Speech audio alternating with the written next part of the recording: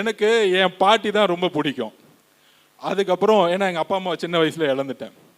அதுக்கப்புறம் நான் ஒரு ஆளை உங்களுக்கு இப்போ இன்ட்ரடியூஸ் பண்ணி விடுறேன். ஏன்னா உங்களோட வீட்டுக்குள்ளே வரும்போது என் வீட்டிலேருந்து ஒரு ஆள் நம்ம இங்கே வரணும்ல.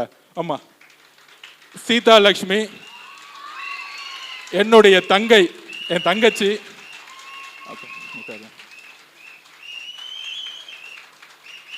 என் தங்கச்சி. ஸோ அப்போ உங்களோட நான் வரும்பொழுது என்கிட்ட எதாவது பேசுகிறதா கூட என் தங்கச்சியும் குடும்பமாக உங்களோட வந்து ஒவ்வொரு வீடாக உங்களோட வரணும். உங்களில் ஒரு ஆளாக என்னை அக்செப்ட் பண்ணிக்கோங்க. இந்த சின்ன வீட்டுக்கு வருவாரா, பெரிய வீட்டுக்கு வருவாரா, குடிசை வீட்டுக்கு வருவாரா, இந்த ஜாதிக்கு வருவாரா, அந்த ஜாதிக்கு வருவாரா, இவர் பணக்காரராச்சு? சத்தியமாக இல்லை. எங்கள் அம்மா ஒரு சாதாரண விவசாயி.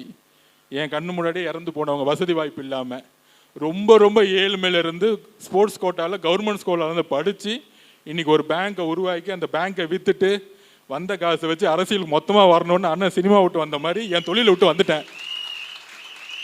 எனக்கு எந்த தொழிலும் கிடையாது, எந்த குறிக்கோளும் கிடையாது, சம்பாதிக்க வேண்டிய அவசியமும் எனக்கு இல்லை. அப்போ உங்களோட 234 தொகுதியில் இருக்கக்கூடிய நான் சுற்றணும்னு நான் வந்து கிளம்பிட்டேன்.